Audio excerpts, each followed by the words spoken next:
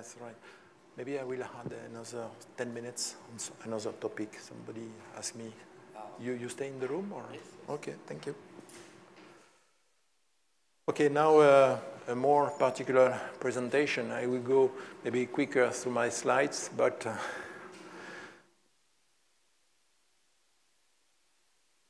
so about coolant control and purification.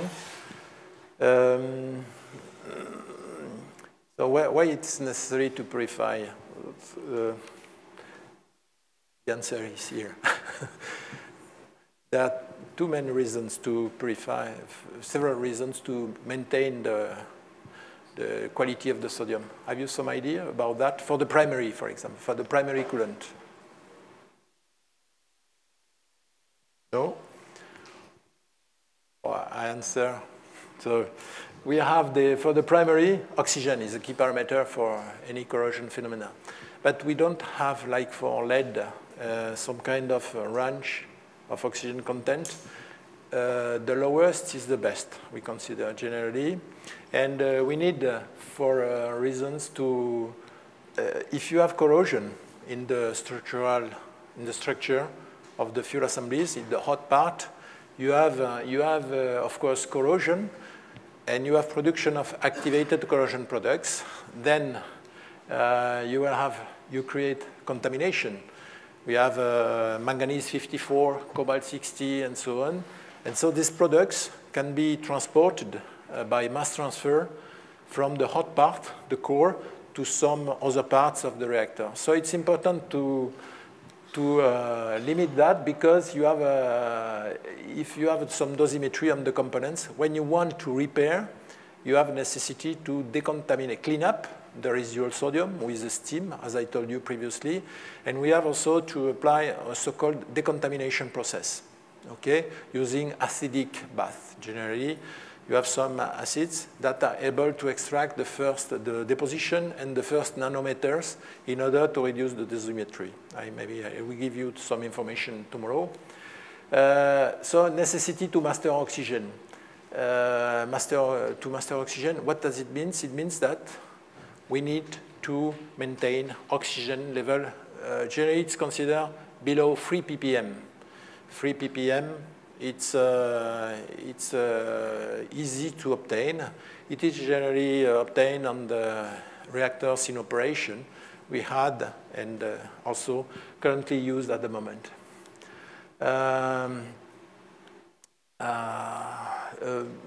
Oxygen can induce a precipitation of coolant oxide. Not in the case of sodium, generally, because the sodium oxide, the oxygen is dissolved. But for lead, for example, we have precipitation. We can have precipitation of lead oxide. Okay, I told you that previously. It is the same case for lead bismuth. For intermediate circuits, so it's clear that it is a case for sodium fast reactor.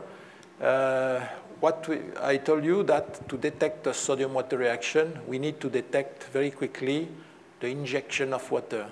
So what we measure is the hydrogen. I told you that there are different systems to measure the hydrogen, sorry.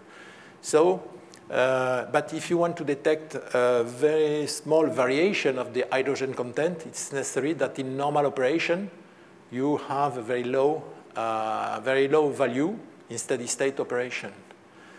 What we have is that in normal operation, on the water side, we have corrosion of the steel on the water side, which produce hydrogen. And so we have a continuous source of hydrogen in the steam generator. And this hydrogen, due to the difference of partial pressure, move through the wall from the water side to the sodium side by difference of partial pressure.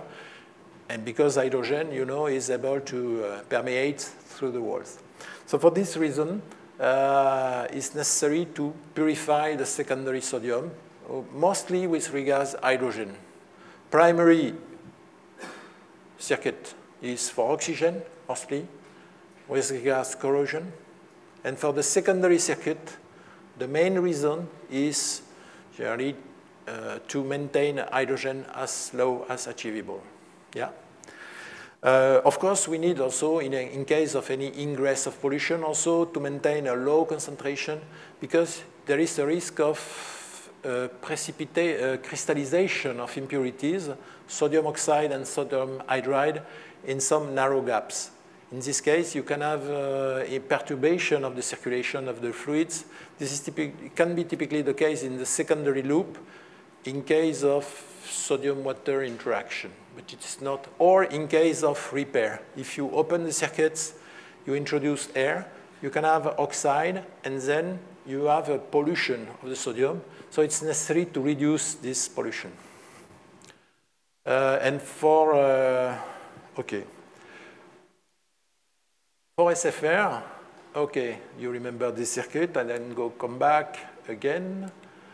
So the main, we have a continuous sources of pollution, diffusion of hydrogen through the steam generator walls, impurities in the cover gas also, necessary to master the quality, because if not, the sodium is really likes to attract oxygen, of course, okay, due to its chemical characteristics. We have some discontinuous pollution. When you introduce some oxides in the sodium, some metallic elements in the sodium, you know that on any metallic elements, you have some oxides on the surface.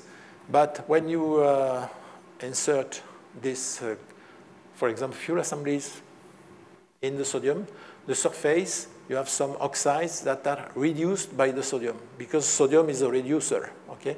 So you have a pollution of sodium by this oxygen. Just to give you an information, for Superphénix, the surface in contact with sodium was about 48,000 square meters, okay? It's rather important. So even if the pollution is limited for a square meter, multiplied by the surface, you have significant quantities of pollution. Okay? This is the same for all the reactors. This is the reason why at the very beginning of the operation of a reactor, we proceed generally by introducing inert gas, nitrogen, for example, heating up to 200 degrees Celsius, drying the surface, and so on. So you have some kind of outgassing of the structural material, and then you start to introduce your sodium. It's just to limit the amount of pollution you could get in the sodium. But fortunately, we have a process to eliminate the pollution. We are going to enter in this field. Air ingress after repair, this is very important. Water ingress in the steam generator unit, we discussed that. Sometimes oil ingress, okay, from the pumps. For example, if you have a lubricating material in the pumps, you have to check that there were some events where you have the release of oil in sodium, like in Phénix, in PF4 also, and maybe some other reactors. Small amounts, but you have production of carbonaceous products. Sometimes metallic filling due to maintenance, some small particles of metals. This was the case for KN-K2 reactor in Germany, and some other cases also. Okay, so here you have exactly the detail of what I have said. Here you introduce the metallic surface in the sodium. You have oxide decomposition, transfer of oxygen, hydrogen in the sodium, and then you increase the concentration. So generally, SFR must be operated with oxygen content below 3 ppm in normal operation in order to control the generalized corrosion. But generally, this approach is successful for sodium fast reactors. Okay, here you have the contamination sources. Here you have activated corrosion products, as I told you, coming from the core, the structural material. You can have sometimes some fuel and fission products in case of cladding rupture. Okay, the clad rupture. You can release some fission gas and sometimes some particles, it can happen. And tritium. Tritium is coming from the two sources of tritium, ternary fission of plutonium, and the second production is from the boron carbide. The boron produces some tritium also. So when you have tritium produced in the primary circuit, tritium is hydrogen. you know that tritium, when you have walls at high temperature, is able to diffuse, to permeate in the secondary loop, and then on the water side, and so on. So it's important to master also the hydrogen, the tritium in the tritium and in the reactor in order to avoid to reach the limits acceptable in order to satisfy the regulation. For secondary, yes, you have here a system. It's to illustrate the secondary. Here you have the wall. Hydrogen is coming. Here you have the steam generator, secondary circuit, and primary circuit here. Here you have the corrosion. Corrosion on the water side, diffusion of hydrogen, okay, in a steady state situation, and in some case, injection of sodium water here with production of hydrogen. Necessity to maintain the hydrogen as low as achievable. Okay. One characteristic, yes, of sodium, it's very important. It seems not oxygen and hydrogen, which are the two key impurities in the sodium. Oxygen coming from the air, and oxygen and hydrogen coming from the moisture, from the humidity.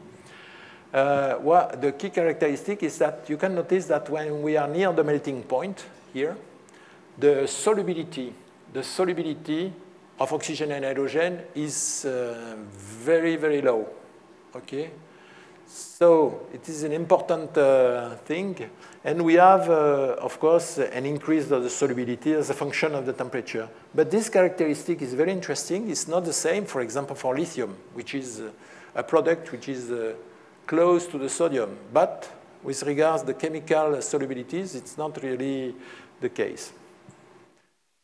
Okay, so there are different techniques for the sodium purification. Okay, first, specific method to obtain nuclear-grade sodium. When we buy sodium, we send some requirements, a list of values to be satisfied by the producer, of course. Initial cleaning of loop, what I told you, okay, injection of inert gas. Filtering can be useful, particularly at the beginning, in order to eliminate the residual particulates you have in the sodium. In normal operation, in a fast reactor, we don't need filter. Okay, this is very important. We have no specification on a filter, and what we observe on all the reactors in operation, we didn't face any problem due to the circulation of particulates. Cold trapping, I will explain in more detail. Hot trapping is when you introduce a material which is a getter. I mean, if you have oxygen in the sodium, you introduce, for example, zirconium titanium, and you produce zirconium titanium oxide, which eliminates the oxygen which is dissolved in the sodium. Because zirconium titanium is a more efficient reducer than sodium itself. Yeah. And of course, the most important maybe is when you are doing some maintenance operation, is to control the ingress of various pollutions. Crystallization method, different method. Liquid evaporation, you know that, okay? When you want to produce a salt, okay, you are waiting for the sun and evaporation of the water, and at the end you find some salt. With sodium, it's difficult to imagine such a process, huh? Okay? Second one is the reduction of the solubility by adding some additive impurity. Difficult also to imagine that you want to inject an additional product in a nuclear system. And last one is cooling the liquid below the separation temperature. So this one is the most attractive, and we are going to discuss this point. So now we are going to explain. We are in Italy, so I'm going to speak about coffee. Okay, we changed just from sodium to coffee. When you have a coffee, generally you like to add some sugar. Okay, doppio espresso. Huh? Okay, and you add a piece of sugar, so you increase the concentration. You reach this value. Yeah. If you like more sugar. Okay, 2 pieces of sugar, starts to be, can be dangerous, but, you increase the concentration. In fact, you are near the solubility temperature. If you add again a piece of sugar, what happens? At the end, no dissolution, because in fact, you reach the saturation, and then you have, of course, your piece of sugar is destroyed, but you have the crystals of sugar in the bottom of your cup. But, okay, this is, so assuming that you are, let's say, reasonable, okay? You take care about your slim, you are slim, so you have to take care. And so you, instead to drink your coffee, sometimes you need to discuss with colleagues and so on, blah, blah, blah. And what happens? The temperature reduces, okay? You reach this concentration, but instead to drink your coffee, temperature of the coffee decreases, yeah? In fact, you go through a solubility curve. Generally, nothing happens. You need to reach, we have what's called the metastable region. You need to reach a solubility curve, which is a physical property. And in the case, at the end, you reach this value. What happens? If you look at the coffee, same color, nothing happens. If you taste, of course, it's colder. Coffee is colder. What you observe a crystallization of sugar at the bottom. It's not pieces of sugar. It's really, it sticks to the bottom. You need to put some to throw out the coffee and to clean up with hot water, okay? So it means you have a crystallization at the bottom. So what happens? In fact, you cool down the coffee and you have the sugar at the bottom, yes? So it means that if you want to eliminate the sugar from the coffee, it's a stupid idea, but it's easy. It's easy. You cool down your coffee, okay? Pour your coffee in another cup, heat up again, and you will have less sugar, okay? But for sodium, it's exactly the same. Huh? I don't recommend to drink sodium. Huh? Okay, two phenomena. Nucleation phenomena, you produce small crystals, and we have a so-called two phenomena, nucleation and growth. It's important, it's the theoretical part, but you have nucleation, production of small crystals, I would say babies, okay? And then these babies are growing. So we can have homogeneous or heterogeneous nucleation. Homogeneous is in the sodium bulk.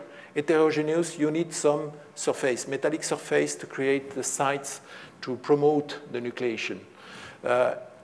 In sodium, we have generally heterogeneous nucleation. You need surfaces. You are not in the conditions to have homogeneous nucleation, and so production of particulates. You don't have sodium oxide particulates. About growth, the phenomena of growth, maybe you have noticed when you are looking not the salt you have on the table, but crystals produced naturally, like here. You can notice the shape, specific shape, pyramidal shape here. We have exactly the same with the sodium oxide, okay? Exactly the same shape for the crystals, pyramidal shape. And if you have a low supersaturation, it means low distance between the solubility and the temperature. If you are near the solubility curve, you have a pyramidal growth. If we are far, you have a dendritic growth, okay? Some phenomena, kinetics are different, mechanisms, but nevertheless, it's the same.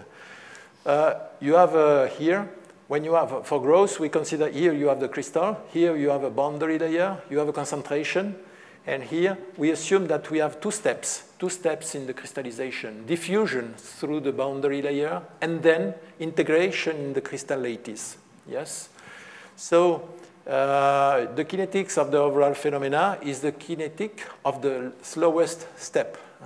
It's like when you are in an autostrada or autobahn, if you have the velocity of the car, the velocity of the duration of your travel depends of the slowest car, okay? Traffic jam. So we did studies to study the kinetics.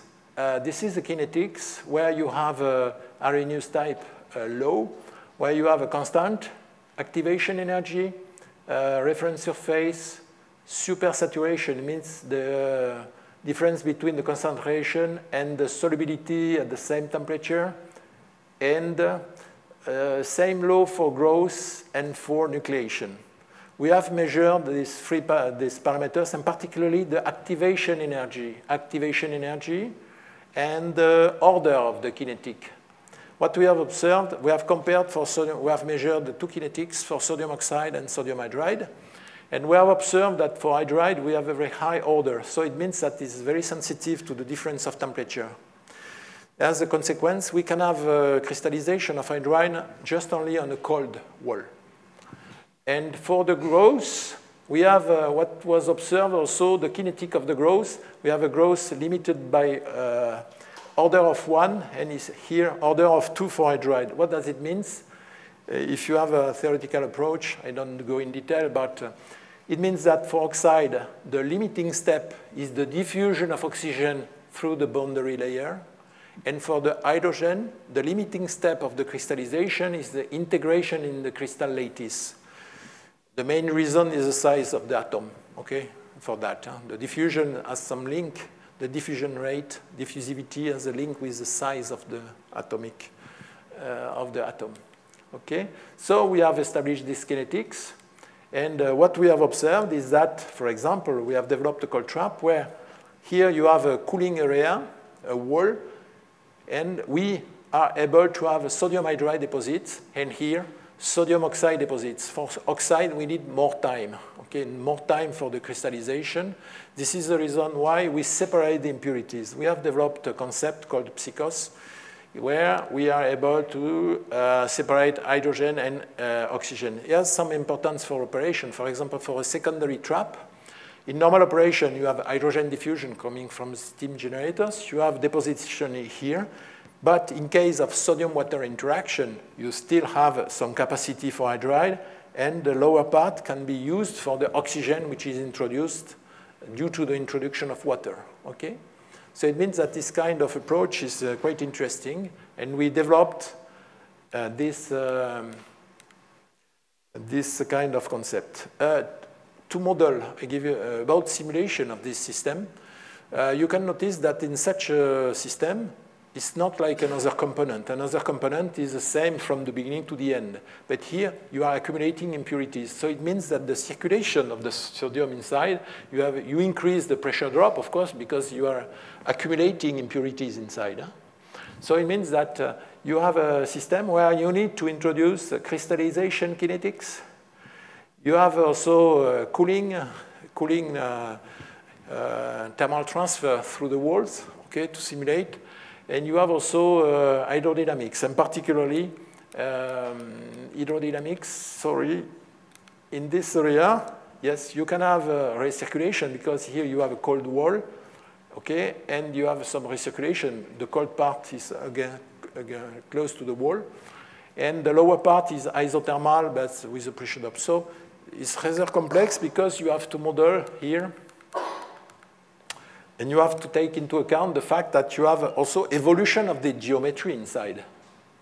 Because if you have deposition on the wall, you have a progression of the surface, exchange surface. So we developed a model with COMSOL multiphysics. Somebody yesterday, we discussed that in front of a poster with COMSOL.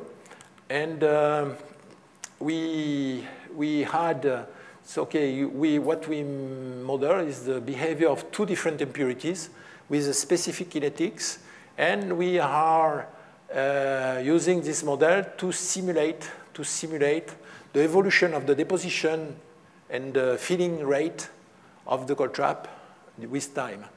So it's very important to predict the loading of the cold trap, sometimes to predict the change of the cartridge, sometimes. So it's very important to develop such model.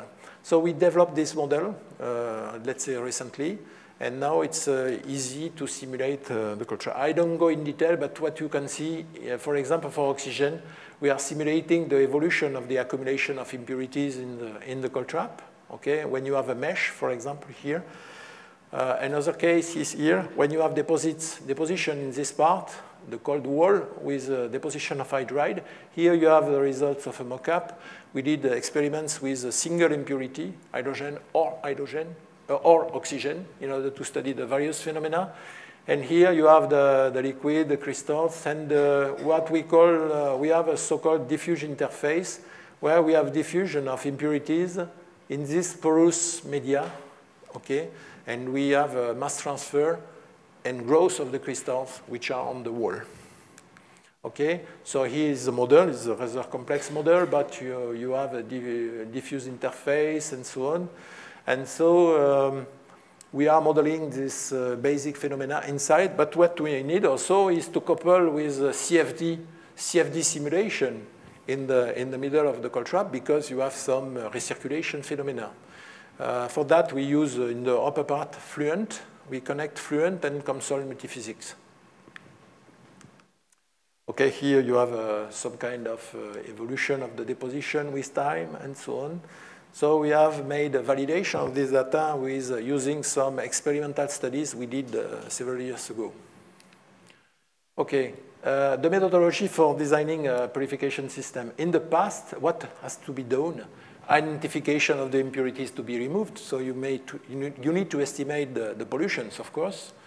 Assessment of their source and their production rates. So we have a lot of experiments, and also feedback from the operation of reactors. Assessment of potential sinks. For a primary circuit, if you want to purify oxygen, you are in competition with the corrosion phenomena. A corrosion phenomena is a consumption of oxygen also. Okay, so you need to be more efficient, I would say, than the corrosion. Yes, in order to limit the corrosion. If not, it's not necessary. And so here, you have some specification on the removal rate, okay? And you have to take different scenarios. You have an evaluation of the amount of impurities to be removed from the sodium circuit. So you induce some specification on the loading capacity. Previously on the removal rate, and now on the loading capacity of the cold trap. It depends on the amount of impurities. And you have a selection of several trapping zones. It depends on what you want to do, if it is specific for hydrogen, for oxygen, for sodium hydroxide, and so on and so on. So you need to have some kind of operational feedback, some ideas about the geometry. Okay, here you have the main parameters for this main design criteria. Efficiency, which is the difference of the variation of concentration you have compared to the maximum variation you can have. It means the difference between the concentration and the solubility. Normally, you can't go below the solubility, because after that, you have no more potential for the crystallization. You have the purification rate, efficiency multiplied by the flow rate and by the difference of concentration, and so on. Capacity, also capacity of the cold trap, maximum amount of impurities you can load. So it means you have also an idea about the duration, life duration of the cold trap, or when you will have to change the cartridge, which is filled with impurities. And compactness also. You can have, if you have a cold trap with an area like that to trap the impurities, but a component which is 10 meters high and 2 meters of diameter, is not very efficient system, okay? You agree with that? So some decisions about short life, and you have a discussion about the capacity, about the service life, short, long, and so on. In Superphénix, we have a very interesting system which has been developed. Is integrated purification system here, where you have each component has its own electromagnetic pump, heat exchanger to lower the temperature from 550 to 110. Okay, you have intermediate exchanger. The cartridge is in the middle here. You have a coil here to cool down with nitrogen. Nitrogen was used to cool down temperature. You can imagine here you have a 550, and here we have a 110, and the diameter is 1 meter, 1.2 meters, okay? So it means that we have also insulation inside. And in the middle, we have a cartridge, okay? The cartridge is introduced here. Okay, and when the cartridge is full of impurities, you extract only the cartridge, and you put a new cartridge inside the cold trap. In this system, we avoid to change all the components. This system is an option of reference, for example, for BN1200 reactor in Russia. Okay, qualification. In the 80s, definition of the main requirements, design of the scale 1 cold trap of the reactor, identification of some similitude rules and downscaling of the mock-up, fabrication of the mock-up, testing the mock-up, and so on. Today, we use the new code I described to you, okay? We don't need to perform long experimental studies.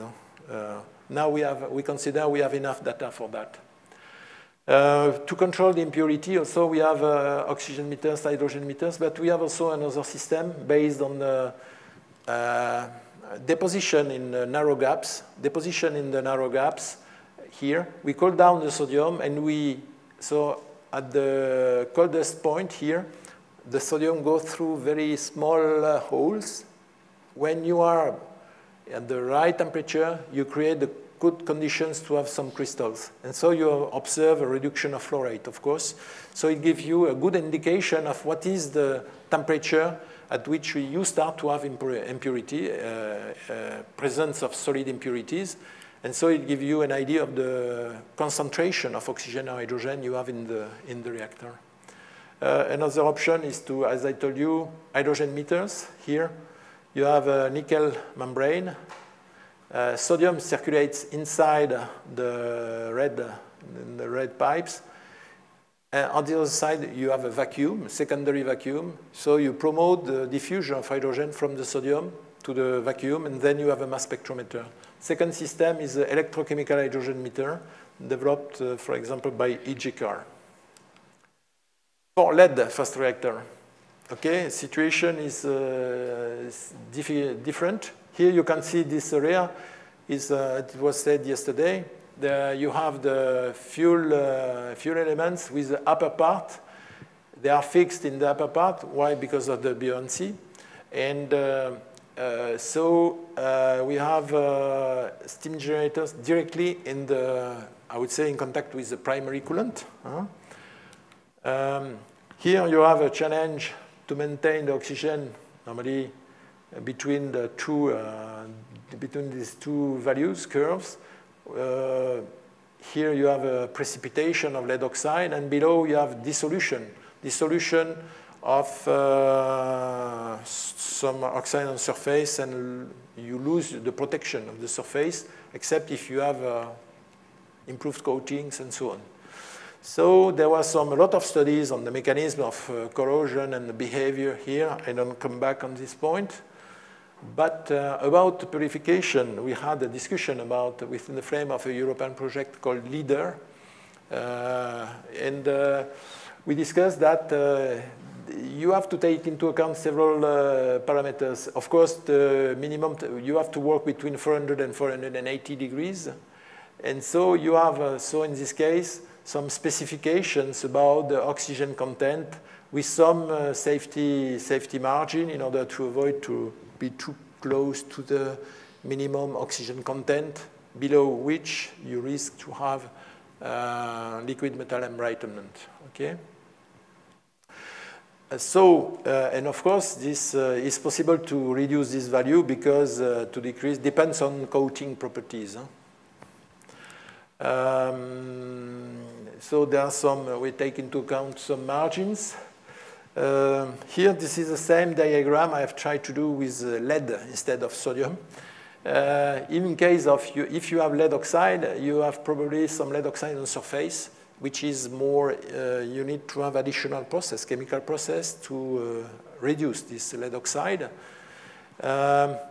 If you have a steam generator, they will have also hydrogen production and tritium probably somewhere, okay? Because maybe they use boron carbide they will have fuel. So tritium has to be analyzed more carefully for heavy liquid metals systems.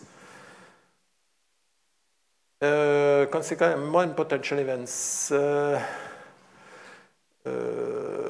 What we need here is that detection in cover gas.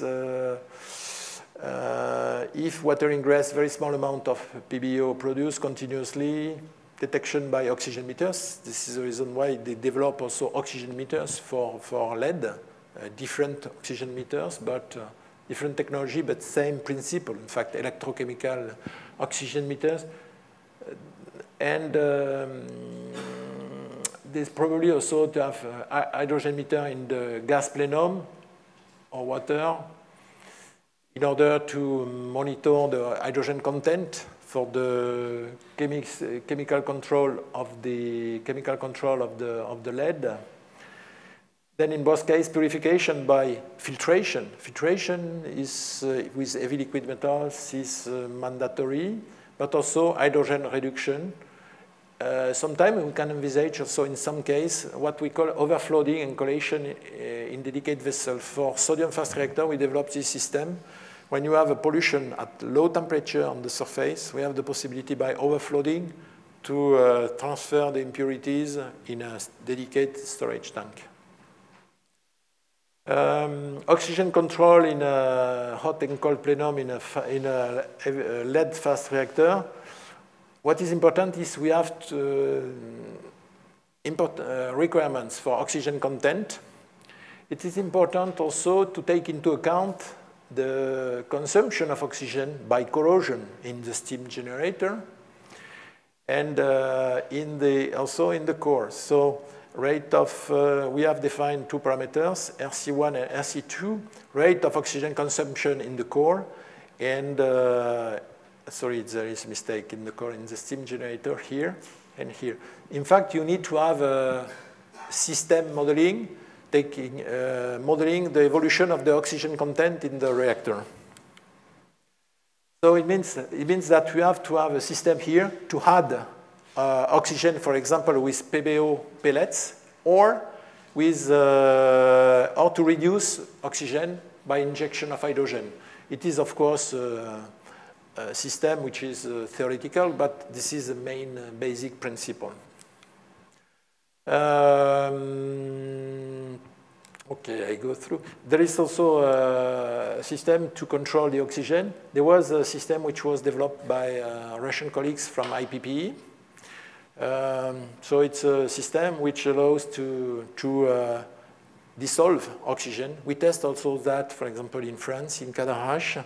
Not the same exactly, but the same principle. What we suggest also during this project is to have maybe, why not, to have a filtration integrated unit here. Maybe it's not a reference for the Alfred project at the moment. We have no more contacts on this item, but it means that in principle it could be possible instead to have an integrated option with an electromagnetic pump and a filter in order to purify continuously the lead. Okay, here you have the systems for lead filtration. Several options were the tested: Poral, Dinalloy, PAL cartridge. There was a lot of studies performed during previous European projects in order to study the performance of various filters media. And here you have the conditions: temperature, flow velocity, and so on. In LBE, this is the landscape. It's a courtesy of SEK, Mr. Gladinek, who is a PhD student working on the purification systems in MOL and the University of Ghent. And he did similar studies we did for the sodium 40 years ago. And he studied also the behavior of oxygen in lead. And we have rather similar properties. We have solubility laws, sursolubility, in order to promote the crystallization of lead oxide or impurities in a cold trap. Okay, he has to face about same pollutions okay, in the lead. Because we have, even if the coolant is not the same, we have similar operational constraints, I would say. Necessity to have a tightness and so on. Solid particle formation in LBE. Okay, so what is important is also here you have an estimation of the total amount of corrosion products if you during the operation of a project like MIRA. Here you have the total amount of corrosion product you could accumulate during 40 years. So it means that it's very mandatory to control the oxygen content. So there were some studies using facility in Mol. Okay. Here you have a comparison of the kinetics observation that was done. In generally, you have the information on lead, and between brackets, you have the situation with sodium, comparative situation. So there was here a modeling, you don't separate here oxygen and hydrogen. We have a more general approach with the adimensional numbers with the Sherwood as a function on the Reynolds and Schmidt adimensional numbers. So these correlations, and you need to estimate, of course, the orders of the kinetics. So all these kinetics were done in SCK in Mexico loop. You have the reference here of Mr. Chris Russell and colleagues from SCK Mol.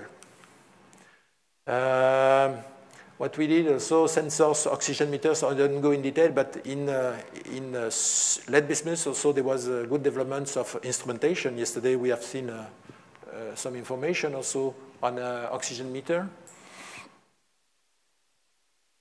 Tritium and hydrogen, I think they have to, I don't go in detail, but same problematic than with sodium. Some words about GFR. Here is generally you have also to maintain oxygen content also. And what we need is to control the oxidizing potential in the coolant in order to protect the metallic materials against corrosion. So there are some, you have to limit the oxidation of carbon-based material. So we have, by water injection and control of hydrogen to hydrogen ratio. So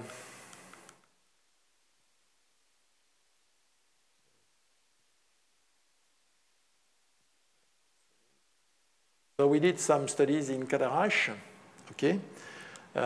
We have, here is the same information, differently presented than for sodium and lead, but you have the various sources of impurities, okay? For some of them is the same, fission and activation products, particles. Okay, particles are a specific problem with the gas. About the background of on helium purification, there was some studies.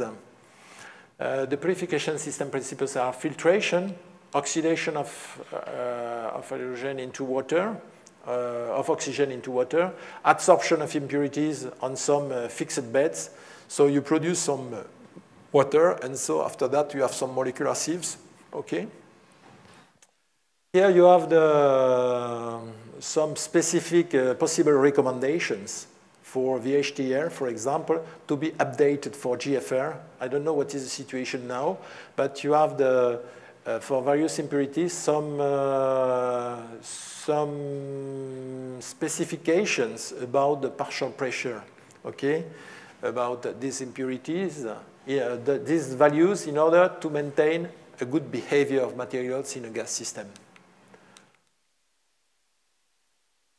Okay, so here you have a reference process for helium purification. First, filtration with regard particles, then oxidation, then adsorption of the trapping of water, but also CO2, methane, and NOx. Adsorption, Adsorption of some activated carbon, okay, under cryogenic conditions for nitrogen, oxygen, and some residual species, and so on. So this system was studied. Currently, it's also studied for ESS project, European Spallation Source, which is currently implemented in the University of Lund in Sweden. Okay, so there are some studies related to the purification of helium in another field. Okay. Okay, alternative purification system, membranes, getters, helium cryogenic traps. I would say that some of them have been studied also for fusion, in the frame of fusion, particularly the membranes and the getters also, because we have some helium circuits in the blanket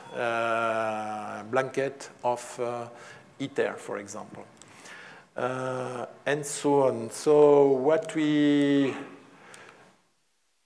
I've almost finished.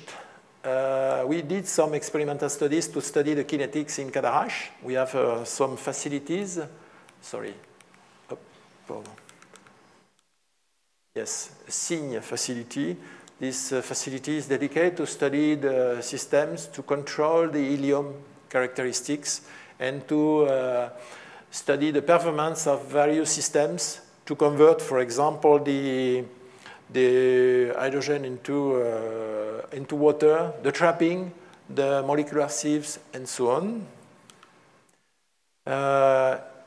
Another facility called HPC, a large facility, which was developed in support to the gas fast reactor, called HPC, where we have the specification of the process, oxidation, to produce to produce water, molecular sieves, activated carbons, and so on.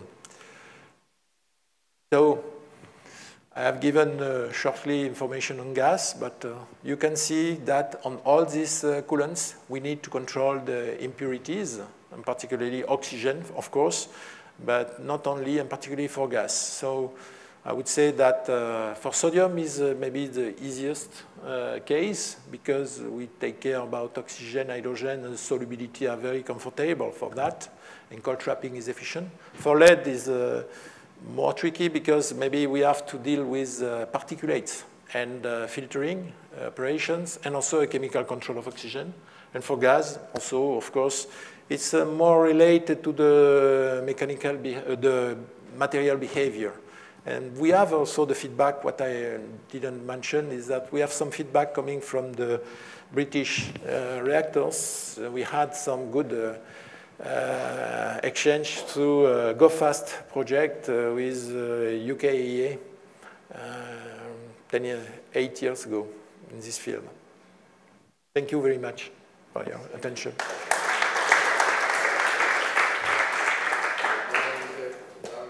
Only for one question.